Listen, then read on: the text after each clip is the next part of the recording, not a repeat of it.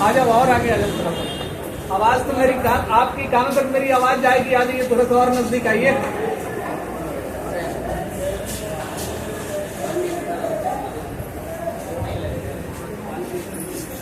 ठीक है, शुरू करें। ठीक है जी, नमस्कार आप सभी को, मेरा सुप्रभात। कैसे हैं आप लोग? खुश हैं? खुश रहिए। मैं एक दिन बोला था ना, खुश रहना जरूरी है, चेहरे पर स्माइल रखना जरूरी है।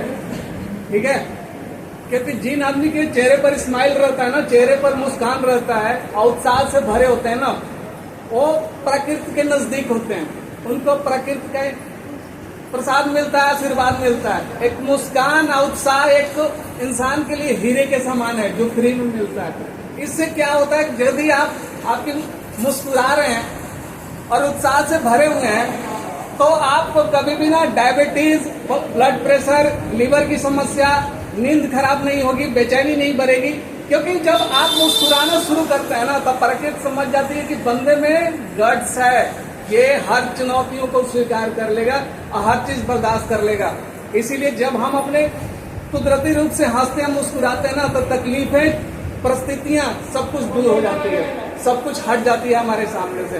तो हमारे रास्ता सीधा सीधी दिखाई देता है, हम निरोग और स्वस्थ रहते हैं। तो हंसना, मुस्कुराना, उत्साह से रहना बहुत अनिवार्य है। ये फ्री ऑफ कॉस्ट है। इसीलिए हमेशा अपने चेहरे पर हमेशा जीवन को उत्साह से भर के रखना चाहिए। ठीक है जी। तो देखिए, हम लोग टेक्निकल लाइन में है। टेक्निकल लाइन में है तो टेक्निकल लाइन में क्या होता है कि सबसे ज्यादा स्किल को बढ़ाना होता है। अगर इंडस्ट्री में स्वाभिमान से जीना है, अगर इंडस्ट्री में स्वाभिमान से जीना है तो स्किल बढ़ाना पड़ेगा। आप लोग मेरे साथ इस शब्द को एक बार और सुनिए। यदि इंडस्ट्री में, यदि मैन्युफैक्चरिंग लाइन में काम करना है तो अपने स्किल को बढ़ाना पड़ेगा। स्किल बढ़ेगी तभी आप ऊपर उठेंगे। ठीक है जी। तो स्किल बहुत इंपॉर्टेंट है। देखिए, स्किल कैसे बढ़ेगा? स्किल ज्ञान लेने से बढ़ता है। ज्ञान लेने से बढ़ता है। ज्ञान कैसे आएगा? किसी चीज को ध्यान से फॉलो करने से आता है, किसी चीज को ध्यान से सुनने से आता है। ज्ञान फ्री में नहीं आता। ये लोग, बहुत सारे लोग कहते हैं कि ज्ञान फ्री में मिलता है। ज्ञान कभी भी फ्री में नहीं मिलता। ज्ञान लेने के लिए ध्यान देना पड़ता है। ज्ञान लेने के लिए ध्यान देना पड़ता है, तब जाके ज्ञान मिलता है। और ज्ञान जब मिलता है तो आपकी बुद्धि कुशाग्र हो जाती है। क्योंकि सबसे पहले ज्ञान के बाद बुद्धि कुशाग्र होती है। कुशाग्र बुद्धि होगी, तेज होगी बुद्धि, तो आप में चतुराई आएगी, होशियारी आएगी। तो हमारे ग्रंथों में भी ये बात की बहुत खूबसूरती से चर्चा किया गया है कि अगर किसी को एक टाइम का खाना खिला दो, एक बार खाना खिला दो, तो 1-2 दिन तक वो खुश रहता है, मगर रहता है कि इस आदमी ने मुझे खाना खिलाया। यदि किसी को कुछ पैसे दे दो तो वो 2-4 दिन तक मगन रहेगा, सप्ताह भर मगन रहेगा, और फिर 7वें दिन से वही उसकी दशा होती है। लेकिन किसी व्यक्ति को अगर सही रूप से ज्ञान दे दो ना, तो वो जीवन भर वो ज्ञान ऊर्जा बन के उसके शरीर में रहता है, उसको विकास करता है। ज्ञान क्या करता है कि हमारे आने वाले चीजों को प्रकाशित कर देता है, हमारे अंदर को, अंधकार को मिटा देता है। तो ज्ञान की इतनी ताकत होती है। तो आज आप लोग को पता है ऐसे में कि ज्ञान की देवता भगवान गणेश की गणेश उत्सव है आज से लेकर 17 तारीख तक। तो भगवान गणेश जी बुद्धि के देवता हैं, ज्ञान के देवता हैं। भगवान गणेश जो है बुद्धि के देवता हैं। अब बुद्धि के देवता क्यों हैं? क्योंकि इनको परीक्षा भी लिया गया था। अब बुद्धि हमेशा जो तर्क पर चलता है, तर्क भी तर्क पर चलता है, इसीलिए ज्ञान के देवता भगवान गणेश को कहा जाता है। ये इतने भारी भरकम हैं, फिर भी एक चूहे की, मूसक की सवारी करते हैं। क्यों? क्योंकि बुद्धि जो होती है, ज्ञान जो होता है, हमेशा तर्क पर चलता है। तो भगवान जो गणेश जी हैं, गणेश जी का आज महा उत्सव है। आज से लेकर 17 तारीख तक। तो भगवान गणेश जो हैं, भगवान शिव और माँ पार्वती के पुत्र हैं, गौरी पुत्र हैं वो। तो उनकी परीक्षा ली गई थी। उनके बड़े भाई कार्तिक जी थे और गणेश जी थे।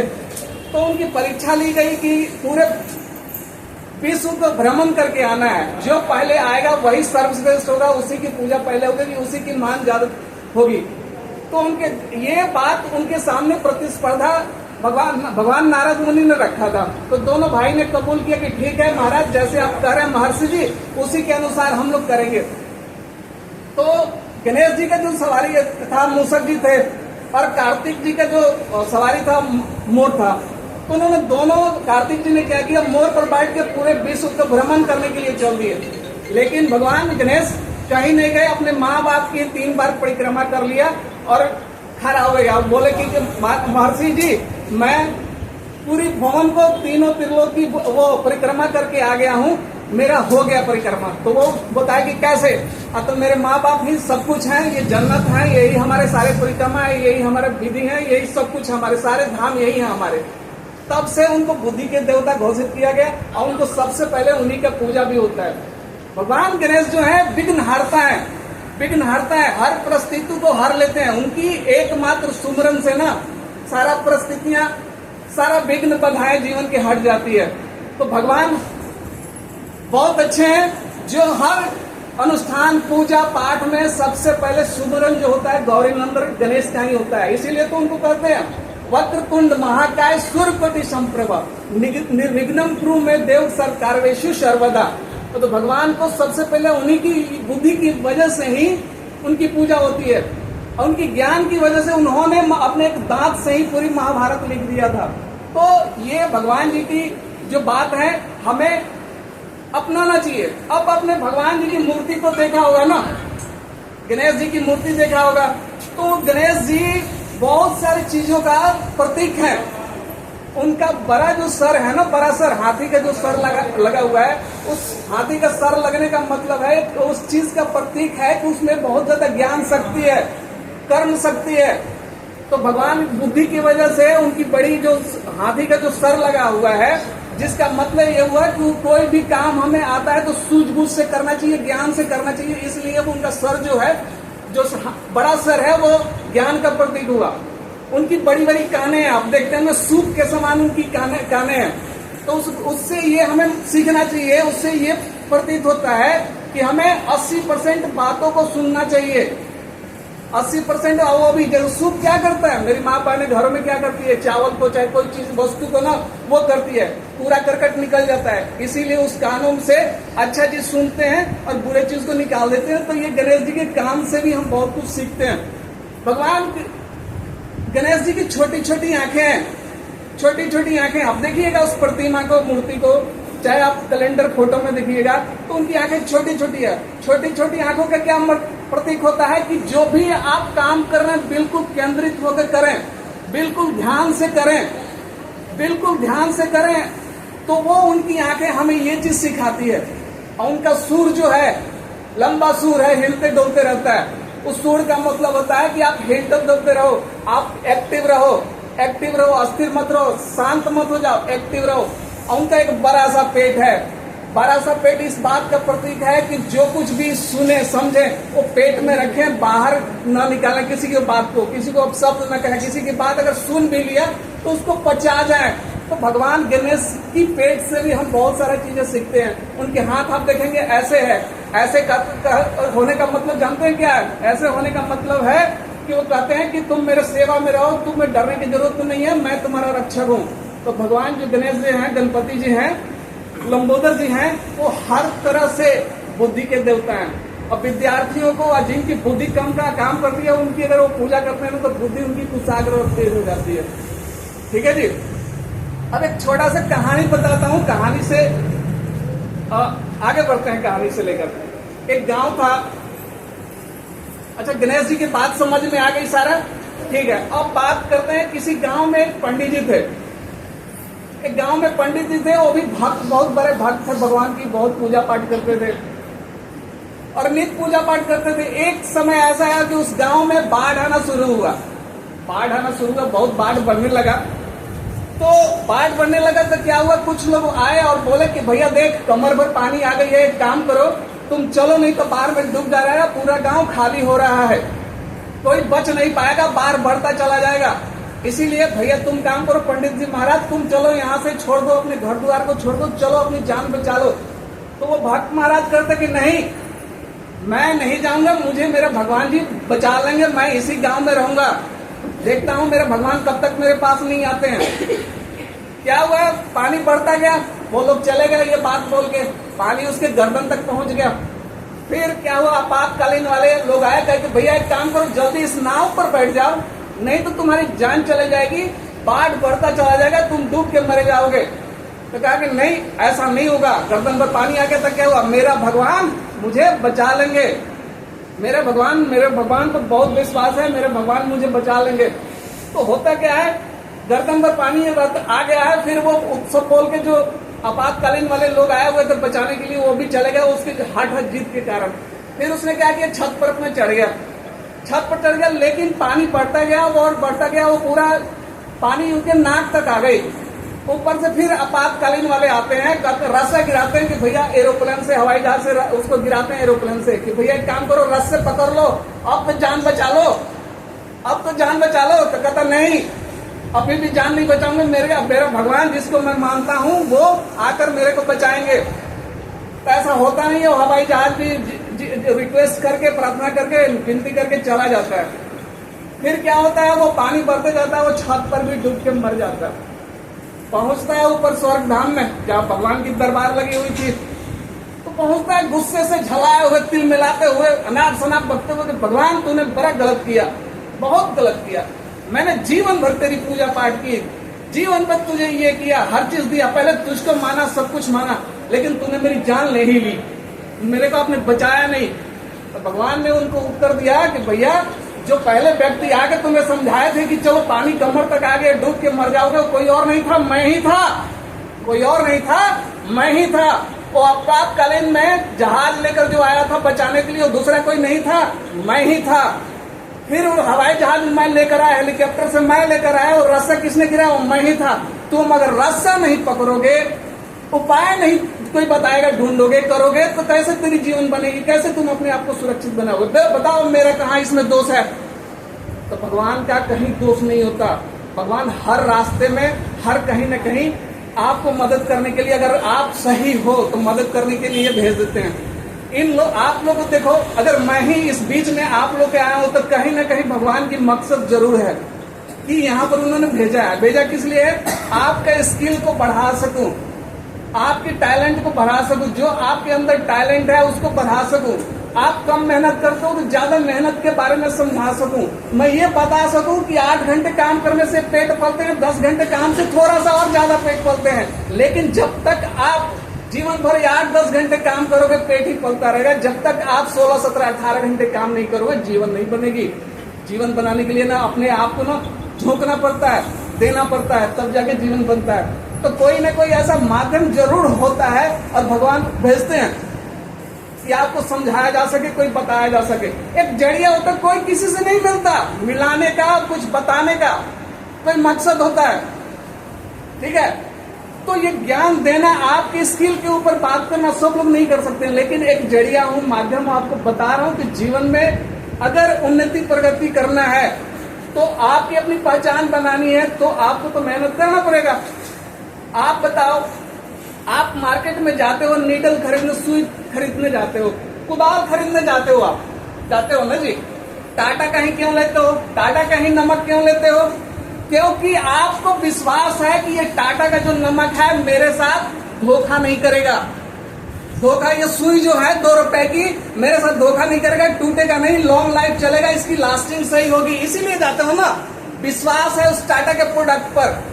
तो टाटा के प्रोडक्ट में कौन, टाटा थोड़े काम कर रहा है, वो ब्रांड है, उसके भीतर हमारे जैसा, आप जैसे लोग मेहनत कर रहे हैं, उस प्रोडक्ट को बना रहे हैं। प्रोडक्ट को बनाते समय कहते हैं मैं अपने कस्टमर को बेवकूफ नहीं बनाऊंगा, मैं अपने कस्टमर को खराब माल नहीं दूंगा, मैं अपने कस्टमर को चीट नहीं करूंगा, बेवकूफ नहीं बनाऊंगा।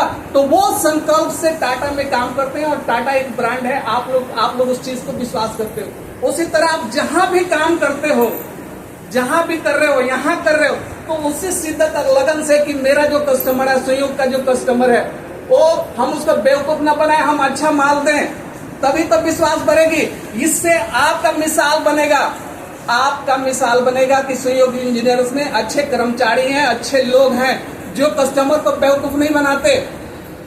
विश्वास बनाना है ना जी, टाइम पर आना है ना जी, सेफ्टी प्रिकॉशन लेना है ना जी। आप अगर सेफ्टी पेन सेफ्टी प्रिकॉशन लेकर आते हो तो आपके आजू बाजू वाले लोग क्या करेंगे? किसी अच्छे कंपनी में काम करता है बंदा, ये महिला जो है किसी अच्छे कंपनी में काम करती है, वहाँ डिसिप्लिन सिखाया जाता है, वहाँ बोलने की कला सिखाई जाती है, वहाँ अच्छे विचार सिखाए जाते हैं। कहीं आप अच्छे से किसी के मान सम्मान से बात करें, वो तो इतना लोग करेंगे। सहयोग इंजीनियर्स में कहीं अच्छी कंपनी में महिलाएं काम कर रही है, माता जी काम कर रही है, बहन जी काम कर रहे हैं, मेरे भाई कर रहे हैं, कहीं अच्छे कंपनी में काम कर रहे हैं, इसीलिए जूता पहन के रहता है, इज्जत सम्मान से बात करता है। तो ये सारा कैसे आएगा? विश्वास से ही आएगा ना। और आपकी काम ही आपका पहचान है, आपका काम ही आपका पहचान है। आप मिसाल बनोगे तब, जब अच्छा आउटपुट दोगे तब। अगर आप अभी से नहीं बदलोगे तो दूसरा कोई बदलने के लिए नहीं आएगा, दूसरा कोई नहीं आता, भगवान नहीं आते। भगवान आपको जो करना था कर दिए। दो ही चीज भगवान करते हैं, बीच में वो नहीं आते। एक तो जन्म देते हैं, दूसरा मृत्यु लेते हैं, किसी भी विधि से ले लेंगे। लेकिन जीवन और मृत्यु के बीच में आपका ही कर्म है, आपका ही सिद्धांत है, आपका ही पहचान है। आप कैसे अपनी मिसाल इस जमीन पर, इस संस्था में, अपने घर में, अपने परिवार में छोड़ के जाते हो, ये सब कुछ आपके ऊपर निर्भर करता है, दूसरा कोई नहीं करता है। तो मिसाल बनना है, विश्वसनीय बनना है। टाटा की तरह, टाटा जिस तरह आज पूरे वर्ल्ड में छाया हुआ है ना, उसकी प्रोडक्ट छाई हुई ना, उसी प्रकार हमारा भी प्रोडक्ट छाएगा यदि हम उस निष्ठा से, उस ईमानदारी से काम करें। आपकी मिसालें दी जाएगी। आप अगर अच्छे चीज करते हो, ये बातें जाकर आप कहीं भी बोलोगे ना, तो इतना जरूर लोग कहेंगे किसी अच्छे संस्था में काम कर रहा है, विष्णु अच्छे संस्था में काम कर रहा है, राधेश्याम कहीं अच्छे संस्था में कर रहा है, अच्छे से जाता है, अच्छे से आता है, बोलने की तरीका सही होगी, एक नेतृत्व करने की क्षमता बढ़ेगी, आप लोग के सुनने समझने की क्षमता बढ़ेगी। जीवन इसी तरह से तो बनता है। हम में सब कुछ है, बाहर कुछ भी नहीं है। जो संपत्ति आपकी दिमाग, आपका शरीर, ये खजाना है, ये आपके पास है। बशर्ते कमी क्या होती है? अनुशासन की कमी होती है, निष्ठा की कमी होती है, ईमानदारी की कमी होती है, वो चीज सीखने की जरूरत होती है। बस यही चीज होता है, बाकी कुछ नहीं होता। टाटा के जो एम्प्लॉइज हैं वही ना ब्रांड है जी, उसीलिए आप विश्वास कर रहे हो। बाबा के प्रोडक्ट पर आप विश्वास कर रहे हो, क्यों? क्योंकि वो पूरी लगन से काम कर रहे हैं, डिफेक्ट चीजों को बनाने के लिए बाधित है, वो ध्यान से काम करते हैं, पूरी ध्यान से काम करते हैं, ताकि कंपनी का नाम हो और उसके साथ हमारा भी नाम हो। आप अगर 5 साल 6 साल लगातार निष्ठावान होकर काम करते हैं ना, तो आप मिसाल दिए जाओगे। आपकी काम से आपकी ही पहचान है। आपके काम, कैसे आप काम करते हो, कैसे बोलते हो, कैसे चलते हो, कैसे हंसते हो, और अपने काम के प्रति कितना आपका डेडिकेशन है, ये चीजें ना आपको आगे बढ़ाती है। यही चीज है दुनिया में कामयाब होने के लिए। दूसरा कोई फॉर्मूला नहीं है, दूसरा कोई फॉर्मूला नहीं है। अनुशासन में रहना, अपने काम पर आना, 10-5 मिनट पहले आकर देखिए। अगर साल भर, अगर 8 बजे की ड्यूटी है ना, 7:50 तक आके देखिए। आप 1 साल के भीतर आप अपने आप में ही आप इतने विश्वास भर जाएगा, कॉन्फिडेंस से भर जाओगे, आपकी प्रोफेशनल लाइफ बिल्कुल सही हो जाएगी। आप में वो ऊर्जा और शक्ति सब कुछ आएगी, क्योंकि अनुशासन में इतनी ताकत होती है कि कहर ढाता है। प्रकृति भी आपकी रास्ता छोड़ देती है, कहती नहीं भैया ये अनुशासित व्यक्ति है, इससे तो कोई लड़ ही नहीं सकता, जूझ ही नहीं सकता, क्योंकि अनुशासन में ही शासन होता है। पूरी की पूरी आप शासन हर तरीके से कर लोगे, तो ये होती है अनुशासन। आकर क्या करना है आपको? अपने my machine, my responsibility, my work, my responsibility, यही है ना जी। मेरा मशीन, मेरी जिम्मेदारी है, उसको साफ रखना है, उस पर ड्राइंग लगाना है। दूसरा ड्राइंग नहीं होना चाहिए, दूसरा पार्ट नहीं होना चाहिए, जो पार्ट चल रहा है वही होना चाहिए।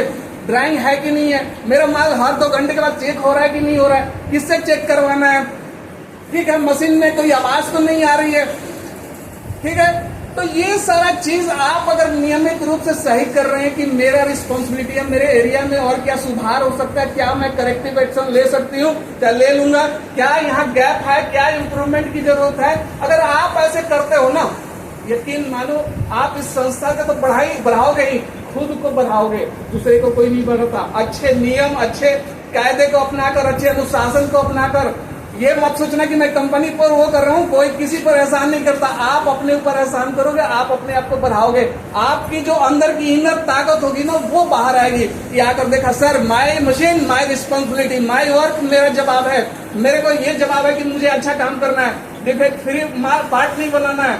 तो ये काम आपका है, और ये काम में अगर डूब गए ना, अगर इस काम में डूब गए, मेरी बात को आप समझ रहे हैं, तो समझिए आप सभी का उद्धार है, सभी का कल्याण है। यही चीज होता ही है, यही चीज होता है कि अपने काम को, अपने रिस्पॉन्सिबिलिटी को, कंपनी के रूल्स नियम को समझे, क्या इंस्ट्रक्शन दिया जा रहा है उसको समझे। देखिए आप थोड़ा अनुशासित हो जाइए, सब कुछ आपके हाथ में है, दूसरे के हाथ में नहीं है। तो भगवान भी यही कहते हैं कि जो कुछ भी है सब कुछ आपके हाथ में है, बीच में मैं नहीं आता, बीच में आप खुद हो, आपको जीवन कैसे जीना है। ठीक है जी, तो ये सारी बातें हैं। आप उत्साहित रहिए, खुश रहिए, काम में ध्यान लगाइए, कहाँ पर और सुधार किया जा सकता है ये बताइए, कैसे मैं खुद को सुधार सकता हूँ ये चीज पर ध्यान दीजिए, काम और कैसे बेहतर हो सकता है ये चीज पर ध्यान देने की जरूरत है।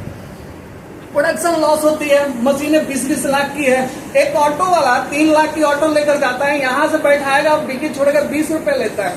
3 लाख की गाड़ी लेकर ऑटो वाला चल रहा है ना जी, वो क्या करता है 20 रुपए 5 मिनट के लिए ले लेता है। हमारी मशीनों पर 20-20 लाख की मशीनें हैं और 1 घंटे का चार्ज जो है 400-500 रुपया है।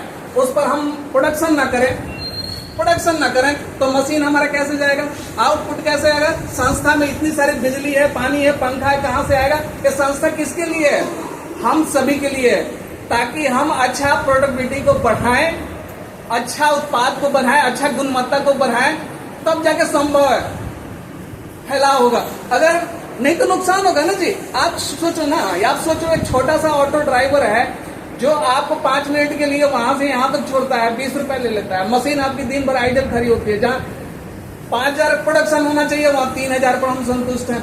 मेहनत करना नहीं चाह रहे हैं, आउटपुट देना नहीं चाह रहे हैं, सीनियर का मदद लेना नहीं चाह रहे हैं। क्या ऐसे कैसे चलेगा, ऐसे नहीं चलता संस्थाएं। संस्था में मेहनत करना होता है। अब मेहनत करने के लिए यहाँ आए हो, अरे मौज मस्ती करना है आपके 12 घंटे के बाद करो ना, किसी ने रोका है, खूब करो, धमाल मचा दो, करके जीना आराम कर दो, आजू बाजू सभी को मस्ती करो, लेकिन काम के समय काम। देखो मैं एक और बात कर देता हूँ कि भगवान के नाम में बहुत चर्चा लेता हूँ, भगवान के ऊपर सब कुछ बता देता हूँ।